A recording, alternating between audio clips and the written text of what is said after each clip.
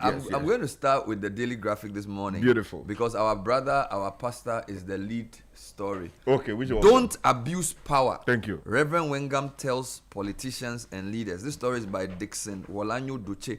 And his Wengamship is on the front page. Thank you. General Superintendent of the Assemblies of God Church, basically warning all not to abuse power. Okay. Also on that headline, Buankra Inland Port Project, Justmoh to pay Ashanti Port $33.3 million. This is an arbitral award.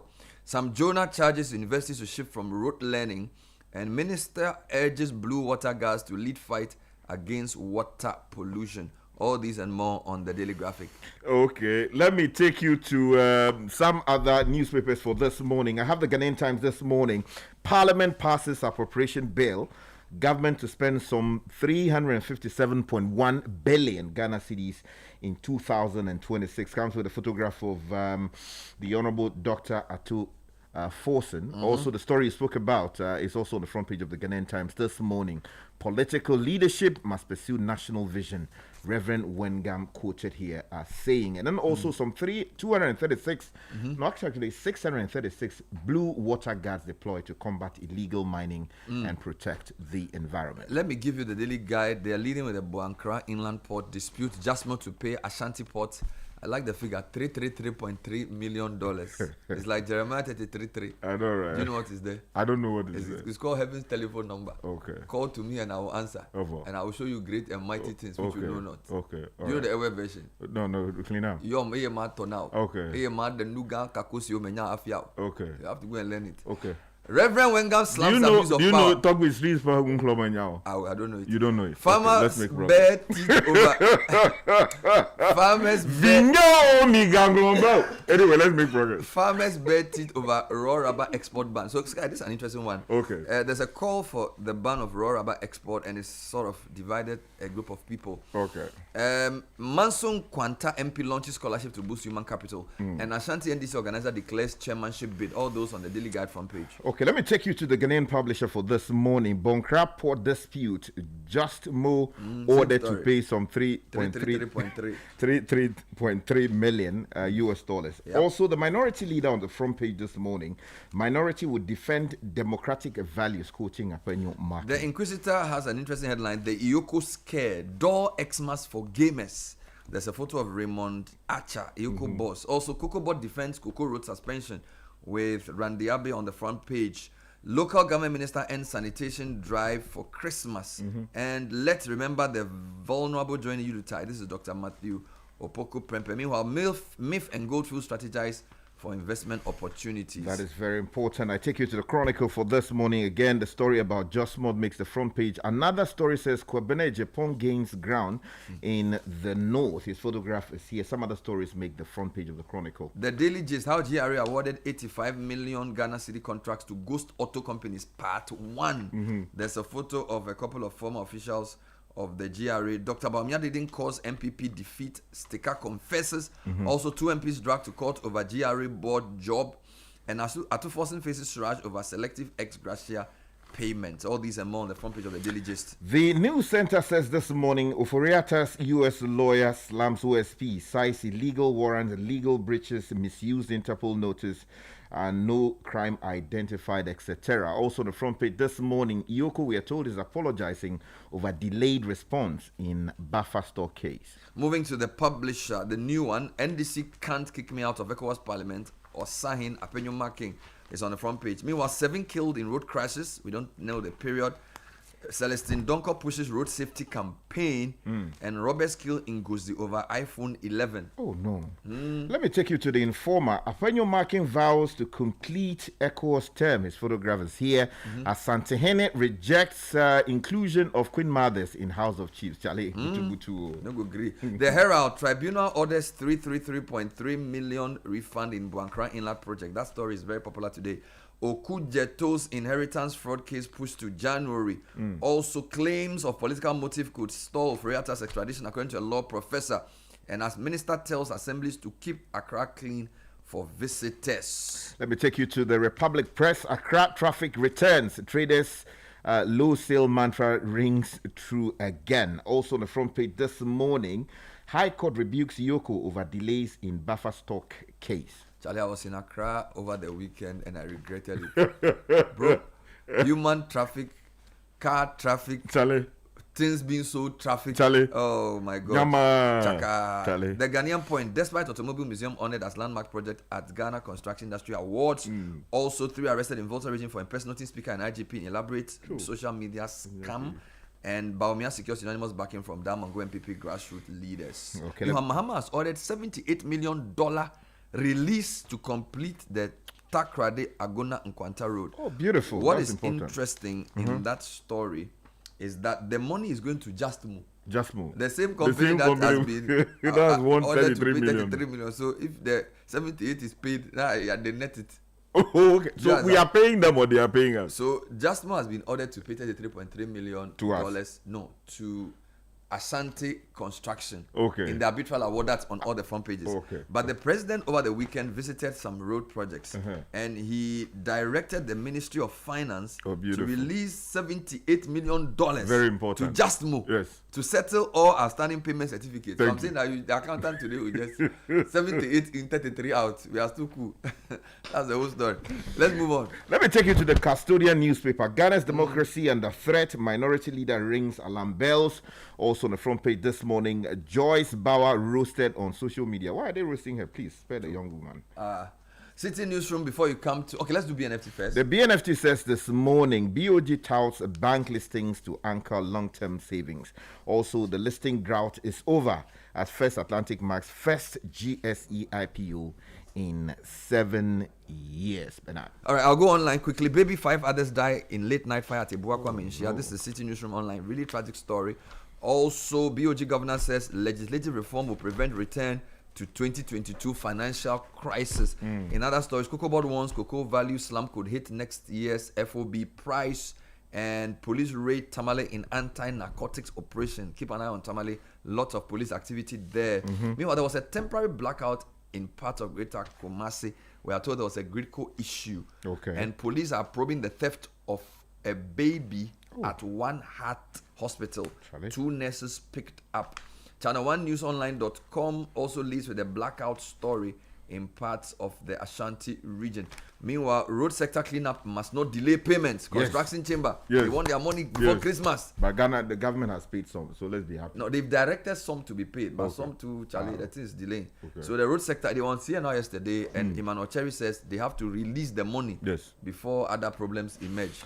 Let's get into the details. Yes, let's take off with the story that Parliament has passed the Appropriation Bill. All right. You'll find that story on page 4 of the Ghanaian Times for this morning. Benjamin Acton-Tete reports from Parliament that Parliament, ahead of his adjournment, CNDA on Friday, passed the Appropriation Bill number 2 of 2025. Now, this allows the government to withdraw some 357.1 billion Ghana cedis from the Consolidated Fund and other public funds, and for related matters to finance its operations for the 2026 fiscal year. Now, the passage of the bill was in accordance with the constitutional requirements under paragraph A of clause 2 of article 179 of the 1992 Constitution that estimates of the expenditure of public offices shall be included in an appropriation bill to be introduced in Parliament to provide for funds from the Consolidated Fund and other public funds to meet government expenditure. So they have released or at least agreed on the appropriation for the year. The Buankra Inland Port story is everywhere. Daily Guide version says the Ghana Arbitration Center in unanimous decision ordered Justmoh Construction Limited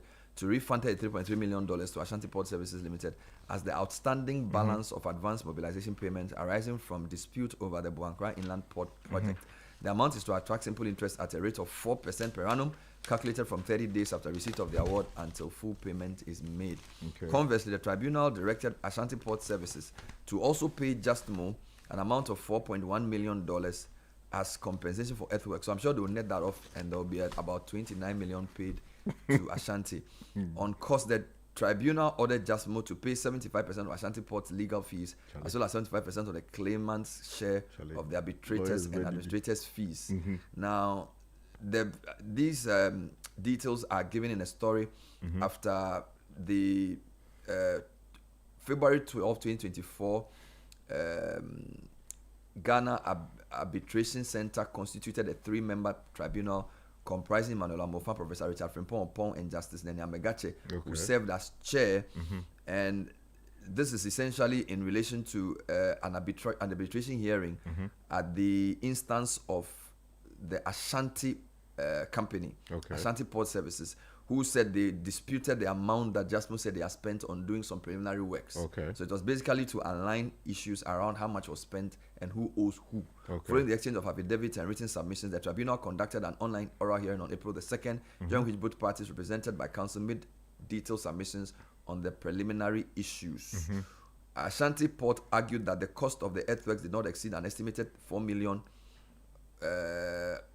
relying largely on earlier projections. However, the tribunal found the claimant failed to provide the independent evidence to support the testimony. It goes on and on and says the arbitration concluded that the Buankra Inland Port project, Justmoh ought to pay Ashanti Port $33.3 million. This project that started, I think it was John Kufuor, so under that administration that it started or something to that. Well, what is not clear is the specific time the work was done, but we know that this matter was taken to arbitration in 2023.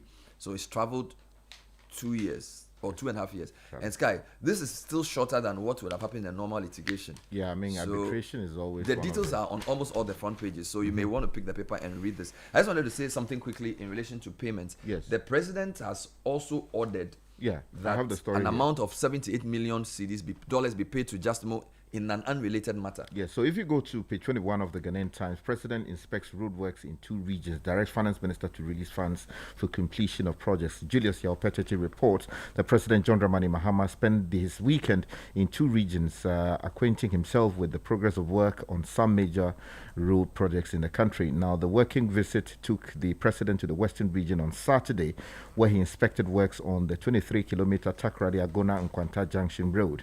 Now, the Takoradi-Agona-Nkwanta Junction Road, which forms part of the Trans-West African Highway, when completed, is expected to boost trade and movement between Ghana and La Côte d'Ivoire and the ECOWAS corridor. Now, he later, on Sunday, moved to the Bono region, where he broke ground for the construction of the Sunyai Outer Ring Road under the Big Push project. This one is a very big one, and other auxiliary roads in the region. Now, it goes on to provide details of what exactly the president... Now, what I'm interested in is the amount. So, page 2 of the Ghanaian Point, President Mahama has directed the Ministry of Finance to release an amount of $78 million to Justmoh Construction to settle all outstanding payment certificates, paving the way for the completion of the long-delayed Takoradi-Agona-Nkwanta Road. Now, still on payment quickly, road sector cleanup must not delay payments. Construction Chamber, this is ChannelOne News Online.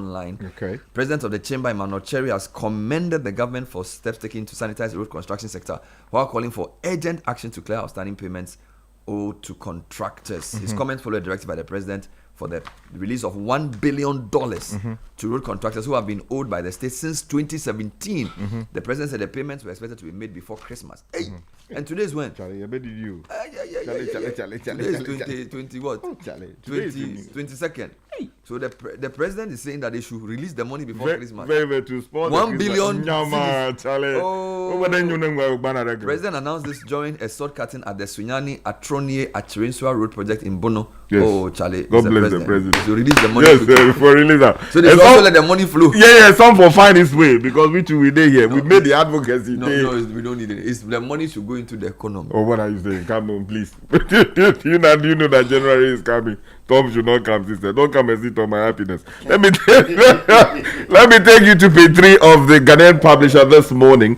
Minority will safeguard democratic values. Still staying in Parliament, Mr. Alexander Kwenyo Marking, the minority leader, has reaffirmed the Minority Caucus's commitment to defending freedom, justice, and democratic accountability. Now, he noted that the opposition will not remain silent in the face of alleged democratic decline under the current administration. He was speaking to close Parliament. Well, Reverend Stephen Wengam is urging politicians and the people who have power not to abuse it. The General Secretary of Assemblies of God has strongly condemned the abuse of power in political circles, the corporate world, workplace, and marital homes, describing it as a tool often used to advance selfish interest or gain undue advantage. In the name of acquiring wealth, attaining political position, or the story continues on page 3, gaining promotion in the workplace. Some people use all sorts of wicked means to mistreat or eliminate their perceived enemies.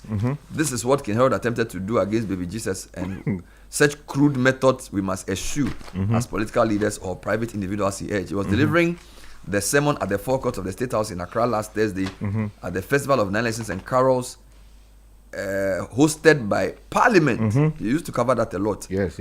Also present was President Mahama, who read the scripture. Others were Speaker Bagwin, Yes. Clark Ebenezer Ahuma Jietro, Beautiful. Justice of the Supreme Court, Justice Kweku Tewi Akabuafu, Majority Leader Mahama Yariga, Yes. Deputy Minority Leader Patricia Pierre, and DG of GBC Professor Amin Al Hassan.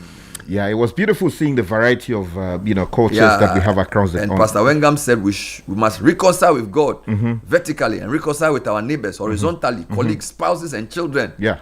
And he said everybody must be careful. That is very important. And I saw the speaker dancing a beautiful Charlie, he dance. was taking his own rhythm, Charlie. listening to the home beat. And still staying in that particular area, I won't comment on Boku chieftaincy matters. Mahama Yariga is quoted in the Custodian as saying the majority leader and leader of government business in Parliament, Mr. Mahama Yariga, pledged to remain silent on the Boku chieftaincy conflict, even under severe provocation. Mr. Yariga, who is also the member of Parliament for the Boku Central constituency, said he deliberately refrained from commenting on the matter to avoid escalating tensions while the mediation efforts of the... Take me to the News Center's front page. Yep. There's a Kanefurata story there that's also on the Herald, different angle. Yeah. The Herald says Professor Kwejo Apiajetia, an international law and human rights expert at University of Ghana, has cautioned that Ghana's extradition request for former Finance Minister Kanefurata could face legal hurdles in the U.S. courts if allegations of political motivations are raised.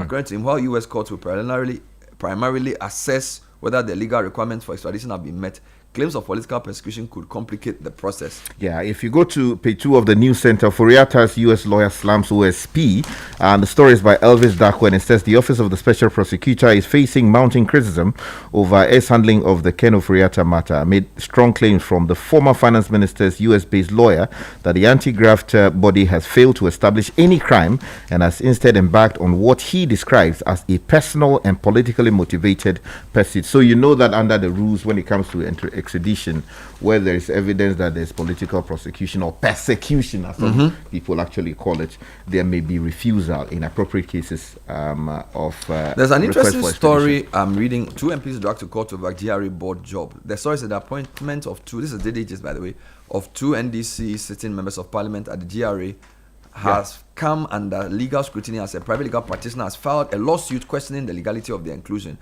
Tassa, the lawyer, filed a suit at the High Court on December 17, seeking to compel President Mahama to remove Francis Xavier Sosu, MP for Medina, and Ladi Ayamba, MP for Pusiga, from the GRA board. According to Tassa, the appointments breach provisions of the GRA Act 2009, Act 791, which governs the composition and functions of the board. Central to the lawsuit is Section 4(1) of the Act, which requires that board members include reps from the private sector. The plaintiff argues that Francis Sosu and Ladi Ayamba, as elected MPs, do not qualify under this private sector code, making the appointments unlawful. I have generally always had a problem with MPs being serving on boards. on Yeah, boards. it affects their ability to. Yeah. Of course, some of them recuse themselves from those committees that actually scrutinize do. them. But you're right. We need to separate powers properly. Yeah. So an MP's job and I feel like MP's job, they are twofold. Writing laws and then sort of holding everybody else in check.